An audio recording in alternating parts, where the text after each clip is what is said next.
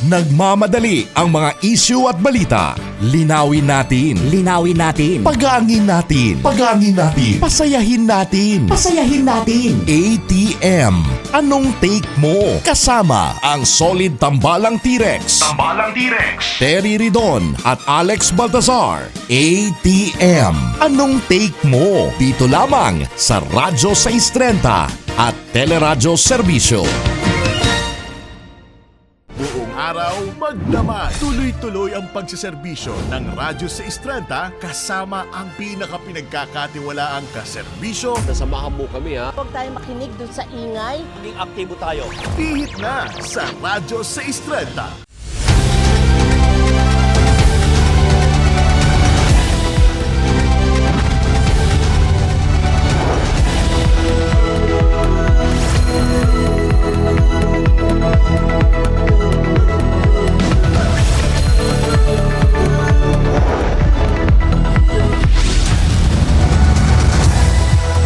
Kasalukuyan po nating binabantayan ang dalawang critical area dito sa Quezon City pag pinag-uusapan ng traffic. Una, ang Cubao area, pangalawa, ang Quezon Avenue area. Unahin natin ang EDSA Corner Monte de Piedad. Ang nakikita nyo sa inyong mga screen, itong nasa right side, ito yung papuntang Mandaluyong area, papuntang Pasig area at papuntang Makati. Makita nyo nga na maluwag pa naman ang daloy ng trapiko sa mga oras ito. May konting pagbagal habang papunta dyan sa underpass, which is papunta dyan sa Mikam Krame area.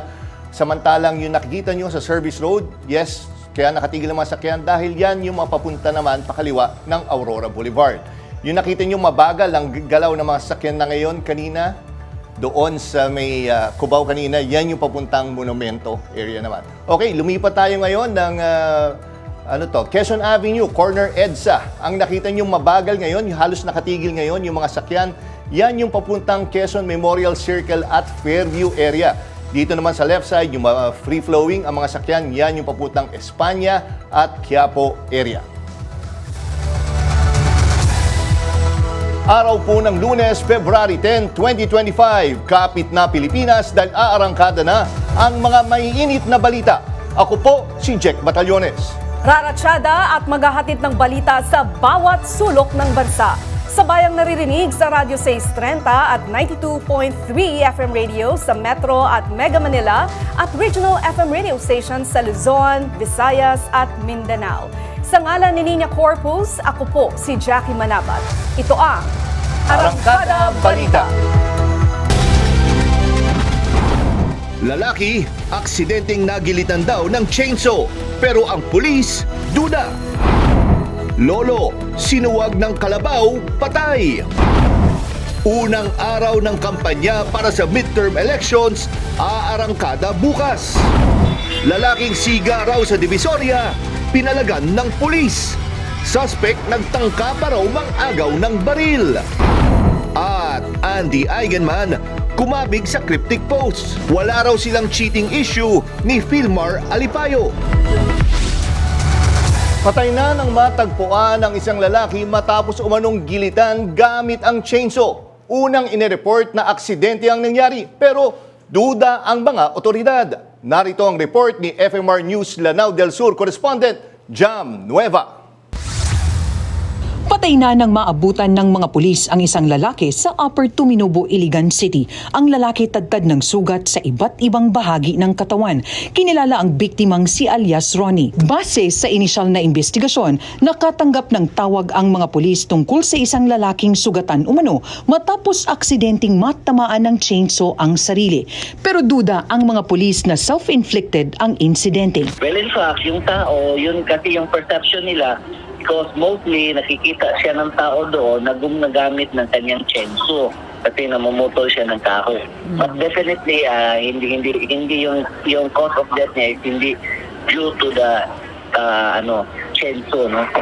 Talagang pinatay siya. Bukod sa nagilitan, nagtamo rin ng 3 sugat sa tiyan ang biktima. May person of interest na ang pulisya. Inihinalang issue sa third party ang motibo sa pamamaslang. Patuloy ngayon ang investigasyon. Lanao del Sur correspondent Jam Nueva, umaarangkada sa pagbabalita.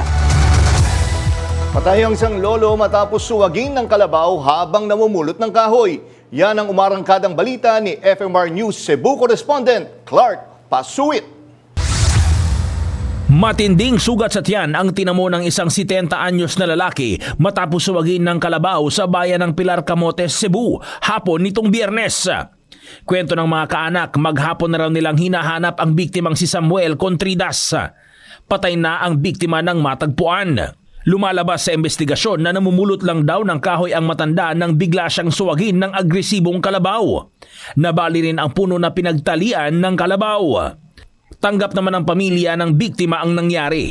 Hindi na rin daw nila kakasuhan ang may-ari ng kalabaw. Nangako naman ang may-ari na magbibigay ng tulong para sa burol ng biktima. FMR News Cebu, Clark Pasuit, umaarangkada sa pagbabalita. Samantala, pagkatapos ng mahigit isang dekadang pagtatago, naaresto ang isang lalaking suspect sa pagpatay sa isang konsihal sa Tuguegarao City. Narito ang report ni FMR News Cagayan correspondent Dali Kamakam. Pagkatapos sa mahigit isang dekada, nakamit na ng pamilya Bansig ang katarungang hinahangad.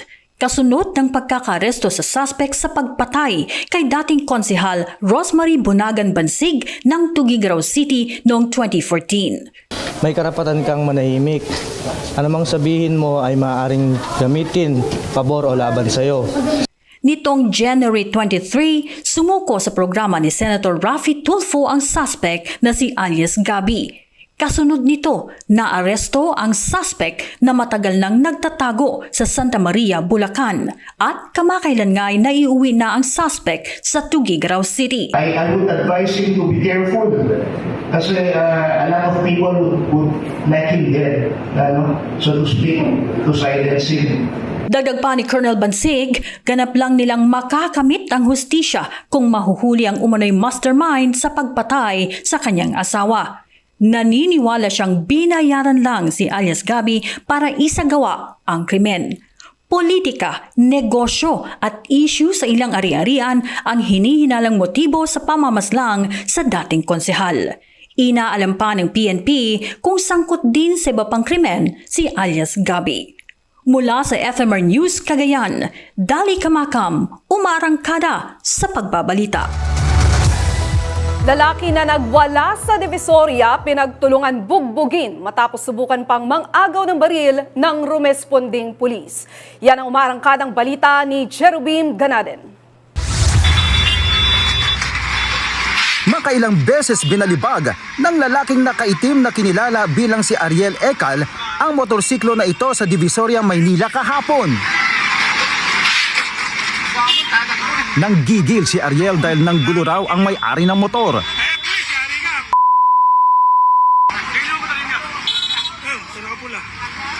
Maya-maya pa, dumating naman ang pulis pero deadma ang lalaki at patuloy na nagwala. Hinabol pa niya ang lalaking nakapula at nagkaambaan ng suntukan. Tinangka pa niyang hablutin ang baril ng pulis.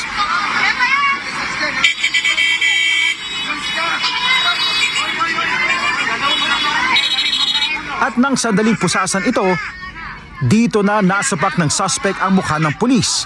Agad namang gumanti ng suntok ang pulis, saka na siya kinuyog ng taong bayan. Paliwanag naman ng Moriones PNP na ang tangkang pang-agaw ng baril ang dahilan sa pagkakasuntok ng pulis sa suspect. Depensa naman ng suspect na narindi siya sa ilang beses na busina ng motorsiklo. Ayon pa sa suspect na wala sa plano niya ang tangkang paghablot ng baril sa pulis. Pahiwatig lang dapat ito na magpapatulong siya. Ayon sa investigasyon, dating CQ at walang trabaho ang suspect. Dumagdag din ang problema niya sa kanyang pamilya na dahilan ng kanyang depresyon. Usurpation of authority, direct assault, alarm and scandal, at resistance and disobedience to a person in authority ang kasong kakaharapin ng suspect. Cherubim Ganaden, umaarangkada sa pagbabalita. Huli sa CCTV ang isang babae na hinihinalang nag-iwan umano ng sanggol sa labas ng bahay ng dating gobernador sa Digos City, Davao del Sur. Sa video na ibinahagi ni dating Davao del Sur Governor Mark Cagas, makikitang isang babaeng nakamask at payong nitong Sabado. Maya-maya huminto ito sa tapat ng kanilang bahay at may inilapag na bagay saka umalis. Matapos ito, narinig na lang daw nilang may umiiyak na sanggol hanggang sa nadiskubre nila ang sanggol na inilagay sa shoulder bag. Na-turn over na sa Provincial Hospital ang sanggol.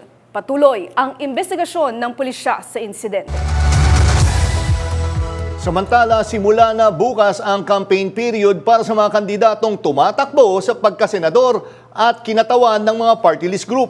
Mamayang hating gabi, inaasang magkakabit na ng mga poster at campaign paraphernalia ang kanilang mga supporter. At tiyak niyan, paggising natin bukas, naglipa na ang mga poster na yan. Pero ano nga ba ang tamang itsura ng mga campaign poster at saan lang dapat natin ito dapat makita? Narito ang report. Iba't ibang klase ng campaign paraphernalia ang pinapayagan ng batas. Ayon sa Resolution Number 11086 ng COMELEC, pwede ang mga pamphlet, leaflet, card o sticker. Pero hindi dapat lalagpas ang lapad nito sa 8.5 inches at habang 14 inches. Ang mga poster at standee may sukat na 2 feet by 3 feet. Ang mga streamer naman dapat may sukat lang na 3 feet by 8 feet. At i-display lang sa mga lugar kung saan magkakaroon ng mga public meeting o rally. Pero ang lahat ng iyan dapat nakapaskil lang sa mga common poster area. Tinukoy ng COMELEC kung saan-saan ang mga common poster area sa buong bansa. Nakapost yan sa kanilang Facebook page. Samantala, pwede ring magkabit ng campaign paraphernalia sa mga private property basta may permiso ito ng may-ari. Sa mga ito, hindi nag-a-apply ang rules ng COMELEC. Ganon din sa mga private LED billboard at private vehicles. Dahil sa dami ng inaasahang kalat at basura, dulot ng mga campaign paraphernalia, hinihimok ng COMELEC ang mga kandidato at supporter na gumamit ng mga recyclable at environment-friendly material. Binuo rin ng COMELEC ang Committee on Environmentally Sustainable Elections para tiyaking mapapangalagaan ang kapaligiran sa gitna ng panahon ng kampanya.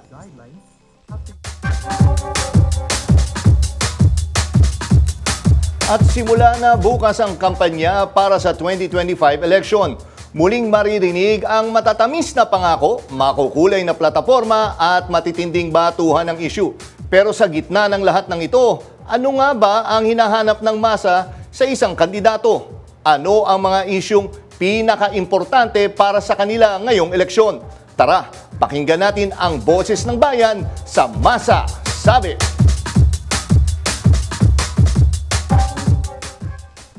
May paninindigan at yung may magagawa at tapat sa ating bayan. Magandang plataforma ng isang kandidato para mas maganda yon, yung mayroon siyang dignidad, meron siyang malasakit sa mga kababayan niyang mga mahihirap. Nakikita ko po yung healthcare po ng Pilipinas. Marami pong mga tao na naghihirap sa healthcare po.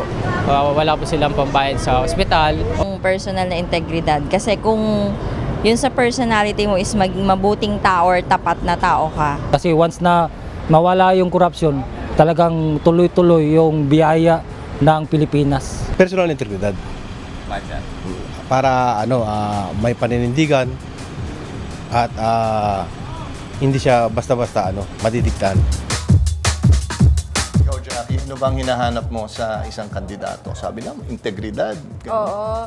Dapat prioridad ang healthcare. Pero alam mo, tingin ko, partner, ito lang Dapat alam nila yung gagawin nila. Yung bigat ng responsibilidad na gagawin nila bilang politiko. Kasi pag pinaupo natin sila dyan, sila yung may power. Diba? Maganda pakinggan yun. Sinasabi niya, integridad, gano'n. Pero honestly, pag nakikita natin minsan result ng eleksyon, parang hindi yata susunod yung mga yun. Anyway, may guest ba tayo, Jackie? Kaya nga, makakasama natin ngayon sa linya ng telepono ang tagapagsalita ng Commission on Elections o COMELEC para pag-usapan ng mga isyu kaugnay ng pagsisimula ng kampanya ngayong election 2025. Sa pag-uusapan natin yung mga mahalagang paalala para sa mga kandidato, yung mga dapat ba tandaan ng publiko. Kasi yung papel ng COMELEC sa pagpapanatiling malinis at mapayapang halalan.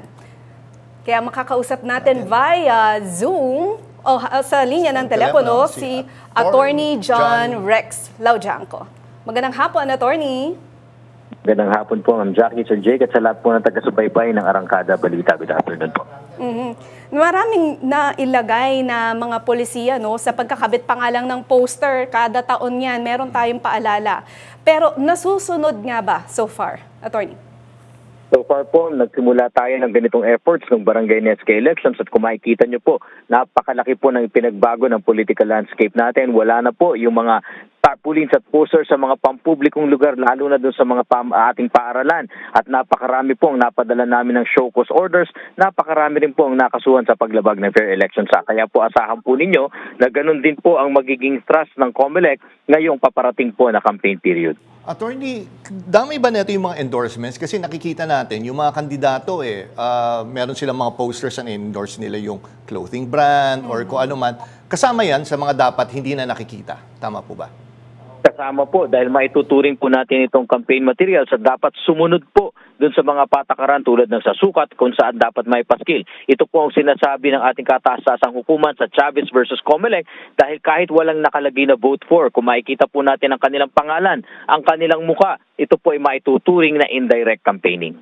Speaking of indirect campaigning, Attorney, kasi sa social media mukhang mahirap yata itong ipatupad. Meron bang malinaw na polisiya kapag merong mga campaign posters sa social media? Opo, dahil wala nga po tayong batas na naienak po patungkol sa election laws pagdating po sa social media, ang regulasyon po natin na papasok dyan ay katulad na lang naisagawa ng COMELEC. Una, ang pagrerehistro po ng ating mga social media channels na tahasang gagamitin po sa pangangampanya. Ang lahat ng ito ay bibigay po namin sa mga kanilang social media platforms nang matulungan kami mag-monitor. Ano pa, yung pong mga pangangampanya sa social media gamit ang ibang social media channels na hindi na iparehistro. Kami po may kasunduan sa ating pong social media channels na ite-take down po nila ito dahil hindi rin po sila papayag na magamit ang kanilang platform sa mga mapang-abusong gawain tungkol sa pangangampanya. Pero pinabibigay din po natin na hindi dapat masikil po yung karapatan ng freedom of speech, freedom of expression, yung advocacy, malayang pamamahayag. Maaari naman pong mahiwala ito dun sa direkta at tahasang pangangampanya at yung pagpapahayag lamang po ng saloobin. Kaya nga po nagkaroon ng amendment sa resolution na yan na hindi kinakailangan po magpa-register yung mga individual na hindi naman kandidato ngunit nais magpahayag ng kanilang saloobin. Sa ngayon po ba, ilan na po ba ang naiparehistro yung kanilang social media para sa kampanya? Mahigit 13,000 po ang nagparehistro at malapit na po namin mailabas yung pong lahat ng channels na ito dahil nga po ang sabi po namin, kung nagparehistro, yes, magagamit mo yan, yung iyong pangangampanya. Kung hindi ito pinarehistro at gagamitin mo sa tahasang pangangampanya, ito po ipapa-take down namin ang iyong post, ipapa-suspend or ipapa-deactivate namin ang iyong account dahil hindi ka sumunod sa COMELEC resolution. Sa tatandaan po natin, kaya pong implement ng COMELEC ito dahil po ang mga social media platforms ay maituturing na private po ito, at kailangang sumunod sa community policies at isa po sa napagkasunduan ang pagtupad sa lahat ng election laws, rules, and regulations. Sir, sa akin naman po, may bagong commissioner na ho ba tayo? Sino sir to? Yung bagong talagang commissioner po? Tama po. Ginagagalak po namin binalita na nailabas na po ng ating Pangulo ang appointment po ni Director Maria Norina Angaro Kasingal na dati po naming Director sa Law Department. Ngayon po ay Commissioner na hahalili kay Commissioner Socorro B. Inting. At si Director Noli Pipo naman po ang Director namin sa Region 1 na siya naman pong hahalili bilang bagong Commissioner kay Commissioner Marlon S. Casquejo. Kanina po nailabas ang kanilang appointment. Sila po ay nakapag-oath na rin po at dahil ito po ay ad interim appointment, sila po ay agad-agad nakapag-assume ng kanilang mga positions po. Sir, isa pa sa akin na tanong, si Congressman Wilbert Lee ay nag-withdraw ng kanyang candidacy kanina. May epekto ho ba to dun sa printing natin ng ballots or wala na? Paano wala na po. Sir? Wala na po. Hindi na po natin babaguhin ang balota dahil ang patakaran po, kahit nandiyan ang pangalan, madali po namin maidedeklara na stray kung makatanggap man po siya ng boto pa pagkatapos siya mag-withdraw. So babaliwalain na po ang lahat ng kanya matatanggap na boto, hindi na po natin kailangan mag-imprenta pa ng balota. And by the way po, mahigit 20 million na po ang na-imprenta nating balota mula po nang simula uli kami mag-imprenta pagkatapos ng implementation ng mga TRO. Attorney, maibalik ko yung 13,000 na nairehistro na social media sa inyo, no? Tapos may mga bago tayong commissioner. Medyo mabigat itong taon ngayong halalan. Meron tayong pagmamonitor ng AI, meron tayong pagmamonitor ng social media. Heto, kakayanin ba ng COMELEC i-monitor tong lahat?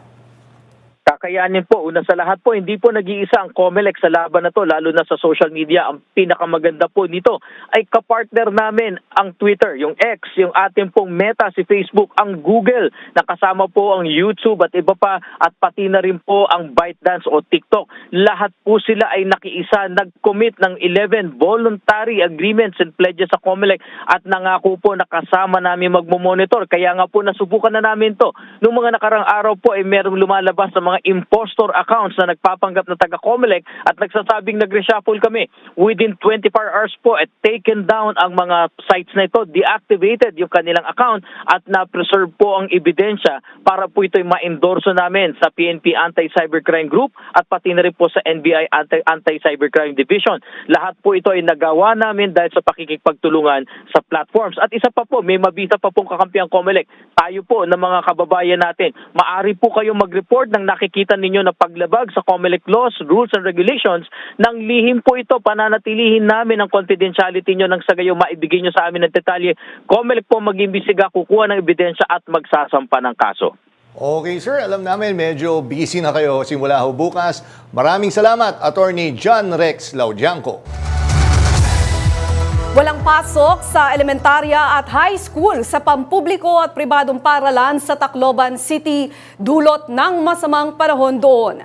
Binahari ng ilang lugar dahil sa magdamag na pag-ulan. Yan ang umaarangkadang balita ni FMR News Tacloban correspondent Jay Barion. Baha ang nagisnan ng mga residente sa ilang lugar sa Tacloban City dulot ng walang tigil na pag-ulan. Bukod sa mga kalsada, ilang bahay din ang pinasok ng baha. Bunsod nito, sinuspende ang klase sa elementarya at high school sa mga pampubliko at pribadong paaralan. So walang critical tayo maliban lang sa overflow ng isang creek sa mountain area ng Palanog. We advise them to evacuate the affected 14 families. Ginawa naman ng barangay. So, yung iba nga, bumalik na, sabi ng barangay chairman. Andito naman sa Utap, may low-lying area dyan na may mga affected families. Knee-high yung baha.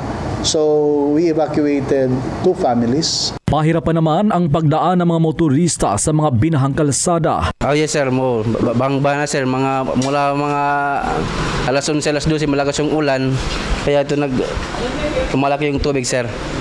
Pero hindi naman pumapasok? Hindi na sir, dito lang banda sir, pumapasok. Pero kung baga hindi masyado malakas yung ulan, mga 2 to 3 hours or in 4 hours, umano na yan, sir. Humupo na po yung baha. Tuloy-tuloy naman ang mga tauhan ng DPWH at CDRRMO para linisin ang mga drainage canal sa tabing kalsada. Itinas na ng Pag-asa ang orange rainfall warning ang mga lugar ng Leyte, Biliran, Eastern Samar at Samar dahil sa mga nararanasang malalakas na pag-ulan, dulot pa rin ang umiiral na shear line. Ang shear line actually affects the eastern part of the country from November to February. So hindi kataka-taka na hanggang ngayon nakakaranas pa tayo nitong amihan at shear line. So nagkakaroon tayo ng shear line pagka nagsasalubong yung isang malamig at mainit na hangin. So dahil meron tayong amihan, ito yung malamig, meron tayong easterlies na hangin galing sa dagat Pasipiko kung saan mainit ito. So yung boundary na yan na pinagsasalubungan ng mainit at malamig na temperatura, nagkakaroon tayo ng mga kaulapan dyan, nakakapagdala ng mga pag-ulan. Dahil sa inaasahang patuloy na pag-ulan, nagbabala rin ang ahensya sa posibilidad ng pagguho ng lupa. Jay Barion, umaarangkada sa pagbabalita. 24 na barangay sa Baco, Oriental Mindoro ang lubog sa baha ngayon dahil sa halos 2 araw na walang tigil na ulan dulot ng shear line at amihan. Mistulang naging ilog ang malaking bahagi ng bayan dahil sa baha na aabot sa lagpas 5 talampakan ang lalim. Nahirapan sa pag-rescue ang LGU dahil umapaw ang 2 ilog sa lugar. Ayon sa alkalde ng Baco na si Mayor Alan Roldan, ito na raw ang isa sa pinakamalalang baha na naranasan nila. At kaugnay ng balitang yan, makakasapa natin sa linya ng telepono si Mayor Alan Roldan ng Bayan ng Baco. Magandang hapon po, Mayor Jackie Manabat po at Jack Batallones. Welcome po sa Arangkada Balita. Okay. Magandang hapon po. Magandang hapon po sa inyo mga taga-subaybay. Kumusta po ang sitwasyon dyan ngayon, Mayor? Umuulan pa po ba? Sa ngayon po ay may pag-ulan pa po nangyari, palakhanak ang pag-ulan at medyo tumataas na uli yung tubig baha dito sa aming bayan. So, Mayor, yung sinasabi, lubog sa baha yung 24 barangays, lahat yan? Or medyo nabawasan po ba? Or mas tumataas pa ho ba yung situation? Nung Sunday, kahapon, yung 24 barangays ay lubog lahat sa baha yun. Pero as of today, medyo 6 na barangay na lang yung may tubig baha. Ano po bang mga tulong ang kailangan, Mayor, na maipaabot dyan sa Baco? Unang-una, siyempre, yung ayuda, yung mga pagkain na po pwede natin pagkaloob sa ating mga kabaka at aming kababayan. At siguro yun yung yun ang paunang hinihingi namin tulong para madagdagan naman yung pang-ayuda namin sa mga mamamayan ng bayan ng Baco. Mayor, ganito, no, sinabi nyo isa to sa pinakamalala na naranasan ng bayan nyo. Bakit, sir? Ano ho ba yung neto? Catch basin ho ba kayo? Ano ho ba? Para may idea lang ho kami. Bakit ganun kataas ang baha sa lugar nyo? Oo. Kasi ang bayan ng Baco ay isa sa catch basin na bayan dito sa part ng north ng Oriental Mindoro. Kasi yung kung naalaala niyo o na pamilyar kayo, yung Mount Halcon, nasa aming bayan yun. At yung Mount Halcon na yun, yun yung isang pinamalaking bulbundukin dito sa aming bayan. At dito nagagaling yung malaking volume ng tubig. Although, may dalawa kasi yung ilog na pinanggagalingan ng malalaking volume ng tubig. Yun yung Carayrayan River, yung Alag River. So, doon pumupunta yun sa aming bayan. Mayor, tsaka ganito, no, yung kasi na-monitor kayo isang nagbalita kayo nung umaga. Sinasabi, nahihirapan kayo sa pagbigay ng mga relief goods. Hanggang ngayon ho ba, ganyan pa yung situation? Nakipag-ugnayan na ho ba kayo sa DSWD? Actually, October, November, December, January, February, nakipag-ugnayan kami sa DSWD. Pero, siyempre, naunawaan din naman namin ng DSWD, hindi naman lahat ng pangangailangan ay makukuha namin dahil marami ring mga bayan ang nalubog sa baha o tinutulungan. Although, yung nakakarating sa aming tulong ay malaking kulang. Buti nga at inaayudahan kami ng Office of Civil Defense na kung saan isa sa malaking bahagi na namimigay namin sa mga mamamayan ay galing sa OCD. Maraming salamat, Mayor Alan Roldan, at mag-iingat po kayo dyan. Sa aming pagbabalik, riders sugatan matapos pagsasaksakin ng isang hindi pa nakikilalang salarin. Marami pang maiinit na balita sa pagbabalik ng Arangkada Balita.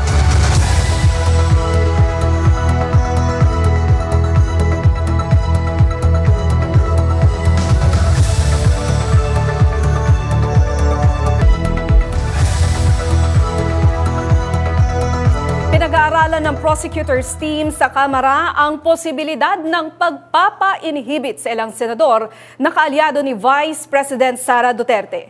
Kaugnay ito ng napipinto niyang impeachment trial. Ayon kay Manila 3rd District Representative Joel Chua, kabilang ito sa mga tatalakayin nila kapag nag-convene na ang prosecutor panel. Tiwala rin naman anya siya na mag-voluntary inhibit ang ilang senador dahil sa delikadesa. Kabilang sa mga kilalang kaalyado ni VP Sara sa Senado, sina Senator Bato de la Rosa, Bongo, Robin Padilla at Amy Marcos. Samantala, hinimok ng grupong Bayan Muna si Pangulong Ferdinand Marcos Jr. na magpatawag ng special session. Ito ay para umano masimulan na agad ang impeachment trial laban kay Vice President Sara Duterte. Sabi ni Bayan Muna Chairman Nery Colmenares, bitin na bitin sa oras ang Senado kung sa June 2 pa ito magko-convene para sa paglilitis. Hanggang June 16 na lang anya kasi ang sesyon ng 19th Congress. Habang sa July 28 pa magsisimula ang 20th Congress. Sa pagpapatawag ng special session, sinabi ni Colmenares na pwedeng gawing basehan ng Pangulo ang pagtupad niya sa isinasaad ng konstitusyon na dapat agad simulan ang paglilitis ng isang na-impeach na opisyal. Kaugnay po niyan ay makakasama natin ngayon via Zoom ang isa sa mga miyembro ng House Prosecution Panel, si One Rider Party List Representative Rog Gutierrez. Magandang hapon po, magandang gabi po. Jackie Manabat po ito, kasama si Jack Batallones. Welcome po sa Arangkada Balita. Bilang bahagi ng prosecution team, ano yung pinakamahalagang ebidensya na hawak ninyo laban kay VP Sara Duterte?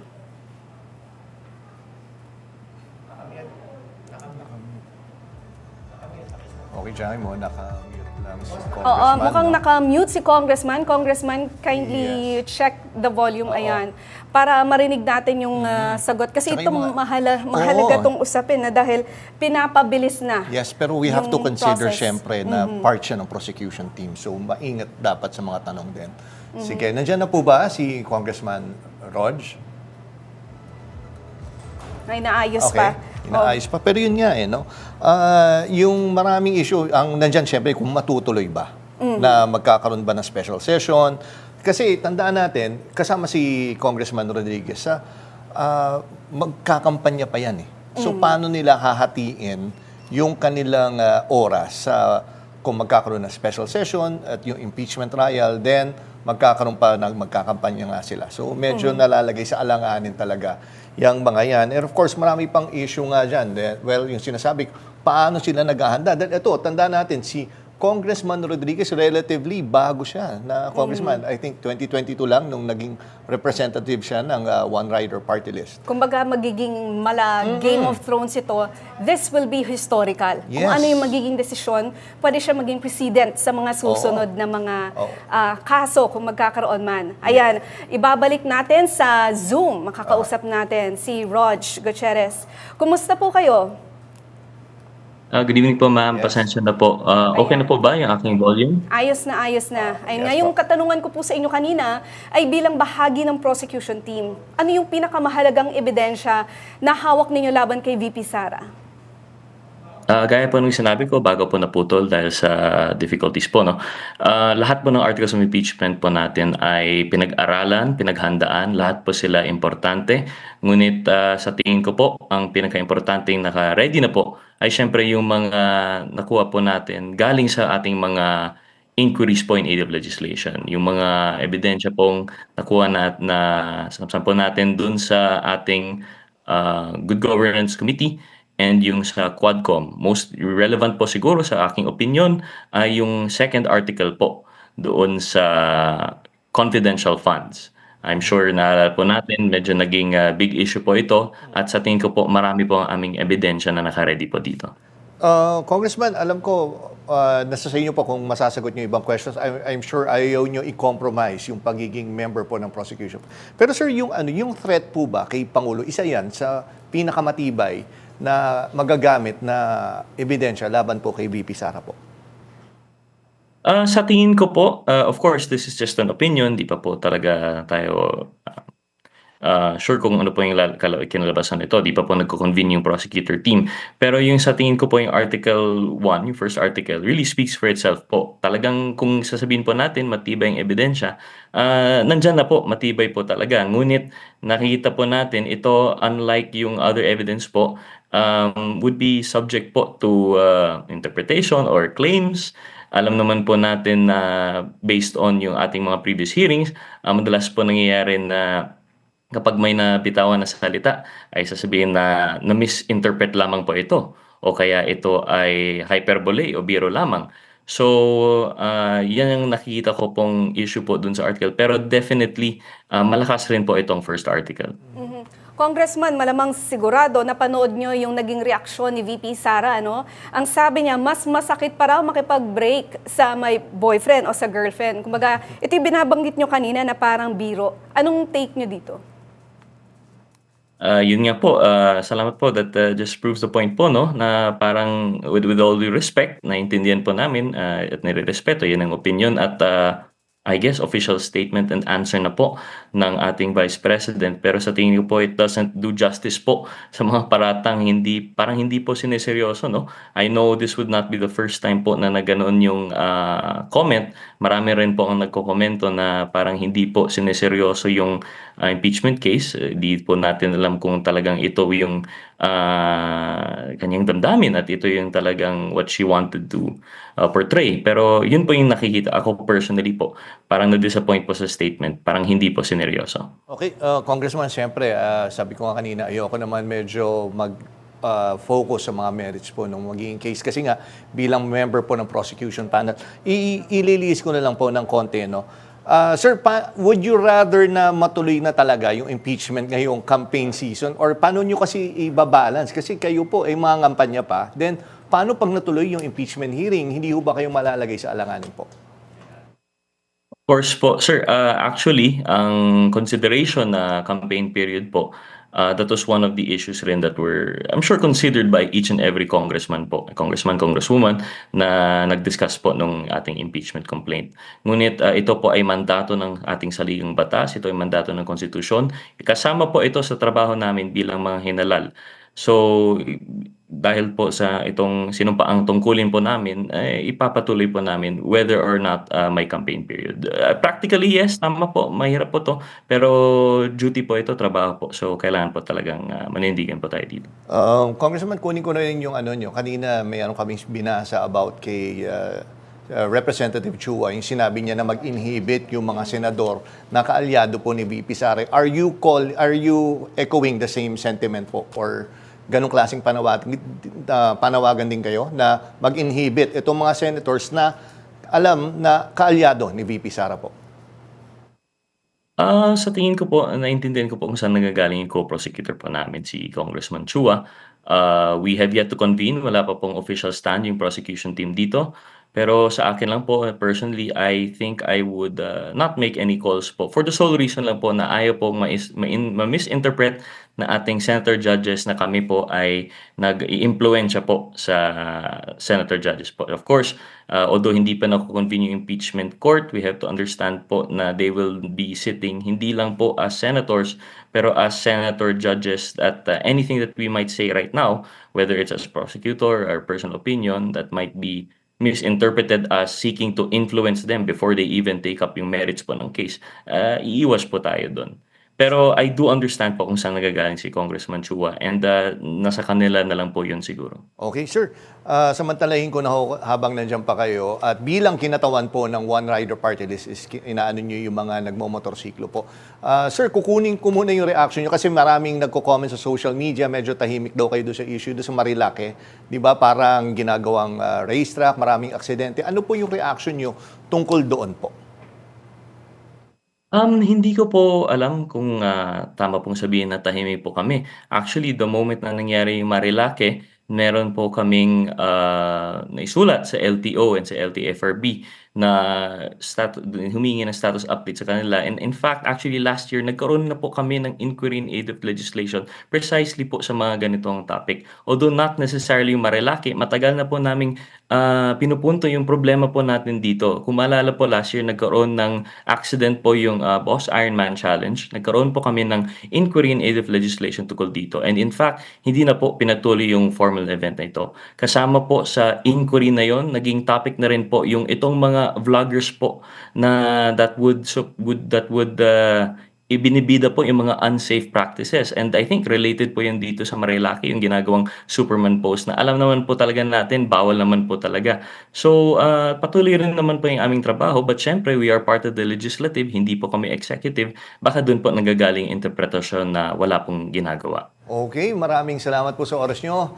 Congressman Rog Gutierrez ng One Rider Party List. Malaking balita simula noong nakaraang linggo ang impeachment ni Vice President Sara Duterte. Pero ano nga ba ang impeachment at sino-sino ang sumasalang sa prosesong ito? Yan ang umarangkadang balita ni Willie Delgado Jr. Ang proseso ng impeachment ay nakabatay sa Article 11 ng 1987 Constitution. Ito ang paraan para alisin sa pwesto ang mga matataas na opisyal ng gobyerno. Kabilang sa mga pwedeng ipa-impeach ay ang Pangulo, Pangalawang Pangulo, mga miyembro ng Korte Suprema at Ombudsman. Kabilang din dito ang mga pinuno ng iba't ibang Constitutional Commission, gaya ng COMELEC, Commission on Audit at Civil Service Commission. Mula 1987, maraming impeachment complaint na ang inihain sa Kamara, pero karamihan nabasura. Kabilang dyan ang impeachment complaint laban sa mga nagdaang Pangulo. Pinakamaraming kinaharap na impeachment complaint si dating Pangulong Gloria Macapagal Arroyo na inireklamo ng mga taong 2005, 2006, 2007 at 2008. Sa dami ng mga reklamong inihain sa Kamara, 5 pa lang ang na-impeach nito. Una si dating Pangulong Joseph Estrada noong 1999. Tumuloy ito sa impeachment trial sa Senado, pero nahinto nang mag-walk out ang prosecution team dahil sa umano'y panghaharang ng senator judges para mabuksan ang ilang mga ebidensya laban sa kanya. Humantong ito sa EDSA 2 at kalaunan ay sa pagbibitiw ni Erap. Na-impeach din si dating Ombudsman Merceditas Gutierrez noong 2011. Pero nag-resign ito bago pa man nagsimula ang paglilitis ng Senado. 2011 din, in-impeach si dating Chief Justice Renato Corona. Nilitis siya ng Senado noong 2012 at kalaunan ay hinatulang guilty. Siya ang unang opisyal ng Pilipinas na hinatulan ng impeachment court. 2017 naman, nang i-impeach si dating COMELEC Chairman Andres Bautista. Pero gaya ni Gutierrez, nag-resign siya bago ang impeachment trial. At ang huli, si Vice President Sara Duterte na in-impeach ng Kamara nito lamang nakaraang linggo. Willie Delgado Jr. umaarangkada sa pagbabalita. Samantala, sugatan ng isang delivery rider matapos pagsasaksakin ng hindi pa nakikilalang salarin. Blanco ang biktima sa motibo ng pananaksak. Narito ang report ni FMR News Cebu correspondent Clark Pasuit. Sa video na ito nakuha ng isang netizen, makikitang animoy simpleng away lang sa gitna ng highway sa Pardo, Cebu City madaling araw nitong Sabado. Pero nang makita ng malapitan, pinagsasaksak na pala ang isang lalaki. Ang biktima, nakilalang si Alfred Pareha, isang delivery rider. Kwento niya, naghihintay lang daw siya ng booking sa gilid ng kalsada nang biglang lapitan siya ng salarin, saka siya kinuna ng litrato. Nang tanungin, nagalit daw ang lalaki. Nagtalo ang dalawa hanggang sa pagsasaksakin siya ng salarin. Nagtamo ng maraming saksak sa tiyan si Alfred. Natigil lang ang pananaksak nang dumating ang mga tanod. Agad namang kumaripas ng takbo ang salarin. Sinubukan pang habulin ng mga tanod ang lalaki pero hindi na inabutan. Ligtas na ang biktima na nagpapagaling pa sa ospital. FMR News Cebu, Clark Pasuit, umaarangkada sa pagbabalita.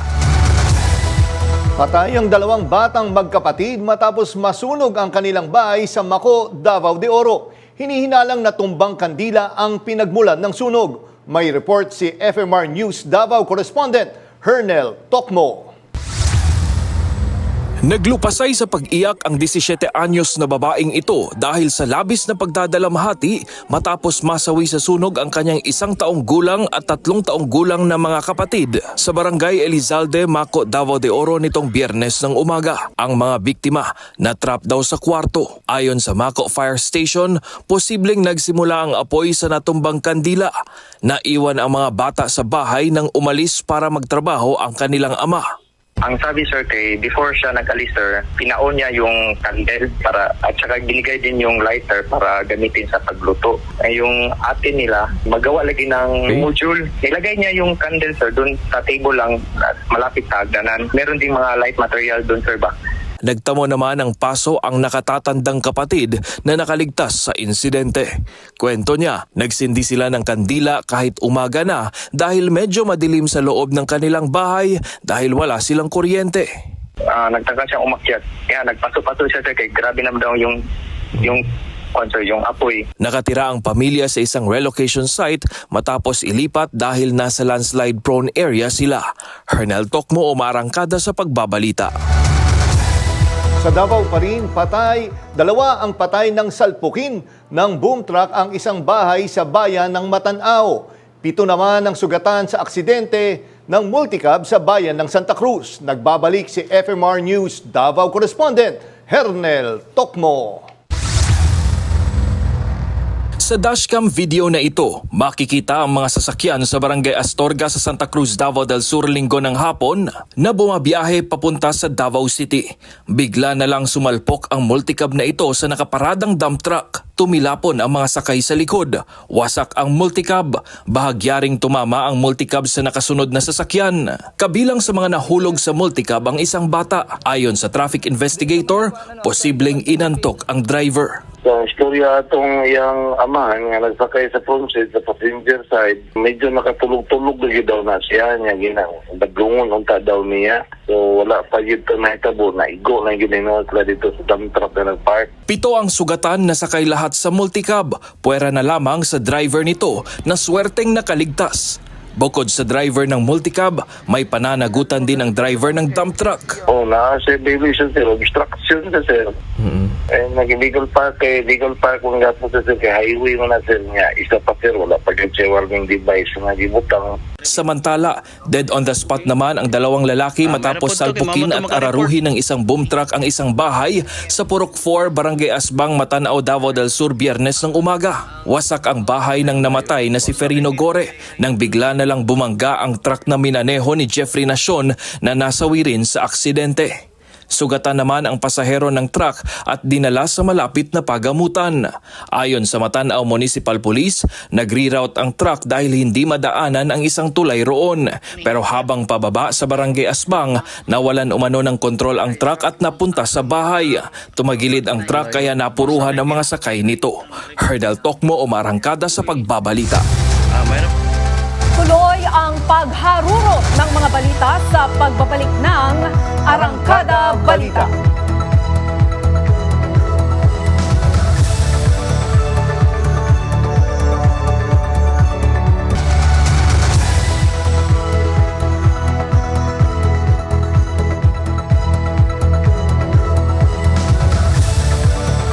Isang makabuluhang pagtitipon ang naganap sa Palo, Leyte kung saan matagumpay na idinaos ang Second National Tingog Summit. Mahigit 500 volunteers at staff mula Luzon, Visayas at Mindanao ang nagtipon-tipon para pagtibayin ang advokasya ng Tingog Party List na magbigay boses at makapagsilbi sa bawat Pilipino. Narito ang umarangkadang balita ni FMR News Leyte correspondent Hansel Cuevas. Matagumpay na idinaos ang Second National Tingog Summit sa Leyte Academic Center sa Palo, Leyte. Mahigit 500 volunteers at staff mula Luzon, Visayas at Mindanao ang nagtipon-tipon para sa pagtitipon. Layunin ng summit na pagtibayin ang advokasya ng Tingog Party List na magbigay boses at makapagsilbi sa bawat Pilipino. Binigyang diin ni Tingog Party List Representative Jude Asidre kung paano lumago ang kanilang grupo mula sa Eastern Visayas hanggang sa pagkakaroon ng pambansang saklaw. Dati ang Tingog ay isang maliit na boses mula sa Eastern Visayas. Ngunit ngayon, sa tulong ninyong lahat, isa na tayong pambansang kilusan. Since our election in 2019, Tingog Party List has grown from a single seat in Congress to a national movement that brings governance, legislation, and social services closer to the people. Isa sa mga pangunahing tagumpay ng Tingog ay ang pagkakaroon ng mahigit 210 Tingog Centers sa buong bansa. Layunin ng mga sentrong ito na mas mapadali ang pag-access ng mga Pilipino sa iba't ibang serbisyo ng gobyerno. Dumalo rin si Speaker Martin Romualdez upang ipahayag ang kanyang suporta sa Tingog Party List. Kinilala niya ang kontribusyon ng grupo sa pagdadala ng mga programa at serbisyo ng gobyerno sa mas maraming Pilipino. Tingog is no longer an idea. It's a movement that has changed lives. It has definitely changed mine. From Leyte to every corner of the region and across the country, we have built something that indeed truly matters. We have reached you, communities that perhaps need us most. We have shown what real, genuine public service is all about.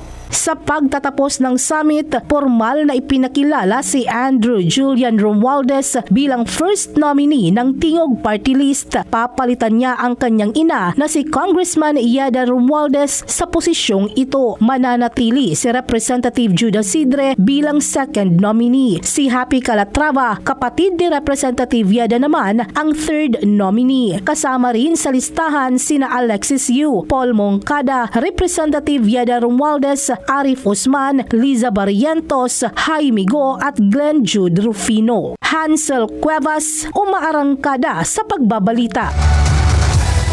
Higit 100 overseas Filipino workers ang uuwi sa Pilipinas mula sa Lebanon ngayong linggo. Bahagi ito ng repatriation efforts ng gobyerno sa gitna ng patuloy na geopolitical tensions sa Middle East. Sabi ni Migrant Workers Secretary Hans Kakdak, 52 OFWs at isang dependent ang uuwi ngayong araw. 79 na OFWs naman at 8 dependent ang pauwi bukas. Lahat sila ay tatanggap ng financial support mula sa gobyerno.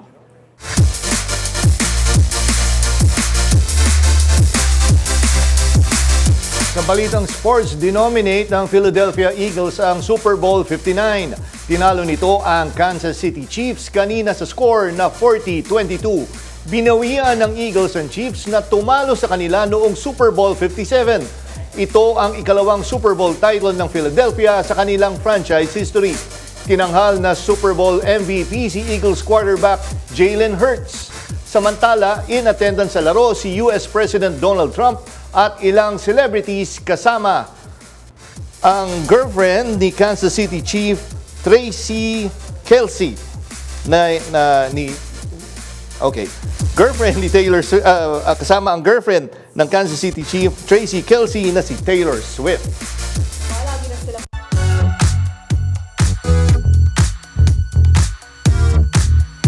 Ito naman, weekend buzz ang balitang may pinagdadaanan ang mag-partner na si Andy Eigenman at si Filmar Alipayo. Nagumpisang usap-usapan matapos umanong mag-unfollow sa isa't isa ang mag-asawa. May showbiz balita si DJ Mamma Mia.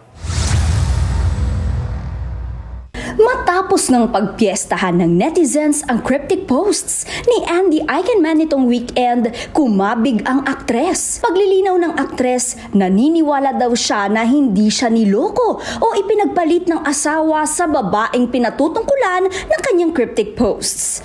Present din daw siya lagi tuwing magkasama ang dalawa. Nag-post daw siya dahil this person betrayed me, encourages my husband to break up with me during every fight. Quote-unquote. Nag-post na rin ng kanyang saloobin ang babaeng foreigner na iniuugnay sa sigalot ng mag-asawa. Sa Facebook, ibinahagi ng Swedish photographer at best friend daw ni Filmar ang kanyang saloobin. Galing ang post sa Instagram account ng babaeng foreigner na ngayon ay naka-private setting na. Sa isa sa kanyang post, sinabi niyang wag naman daw sana siyang husgahan, lalo't hindi naman alam ng netizens ang buong kwento. Ipinapalagay lang din daw ng mga nagko-komento na naiintindihan nila ang sitwasyon, kahit hindi naman talaga. Nitong Sabado, lalong umingay ang issue nang mag-post din si Filmar in Surigao noon. Sa rough translation, sinabi ng surfer na kung ano man daw ang nababasa ng netizen, iyon daw ang totoo. Huwag na rin daw itago dahil mas hihirap lang. Hindi naman malinaw sa post na yan kung ano ang inaamin ni Filmar. Ang lumobong issue na ito ng mag-asawa nag-ugat sa mga larawan ni na Filmar at ng foreigner na nagpa-couple tattoo ng mga numerong 224. Ang ibig sabihin daw niyan, today, tomorrow, forever. Kasunod ng couple tattoo photos na yan ni na Filmar at ng babaeng foreigner, nag-unfollow naman sa IG ang mag-asawa. Wala pang bagong pahayag sina Andy at Filmar tungkol sa issue. Ako si DJ Mama Mia ng FM Radio Manila, umaarangkada sa pagbabalita. Well, Jackie, welcome sa Arangkada Balita. Pero bago tayo, mabigat yung taas natin kanina, no? Ipapakita muna tayo yung isang video dito na nakakatawang viral video na kanina napanood namin. Total, ang Pinoy mahilig sa basketball. Well, so inayinig nga yung NBA ng isang trade. Sunod-sunod yung mga trade. Eto, tingnan mo tong video na to. Kung tingin mo, may kukuha kaya sa kanya. Tingnan mo yung mga galawan nito.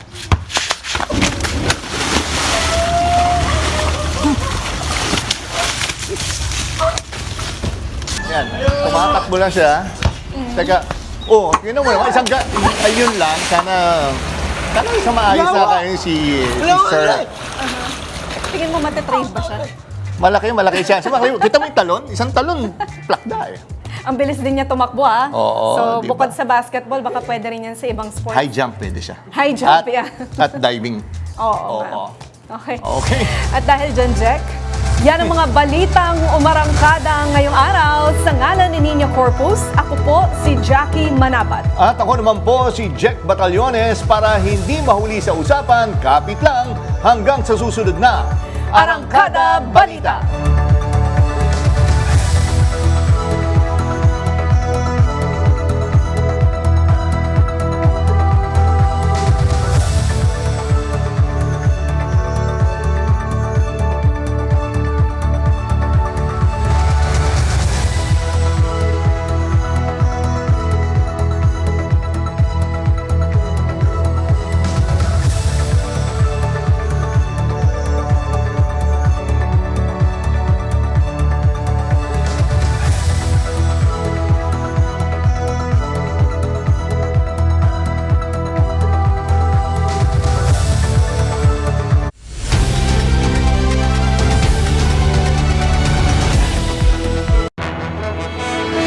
Walang lunch break ang pagseserbisyo. Kasama nyo sa tanghalian, nagmamalasakit, nagseserbisyo.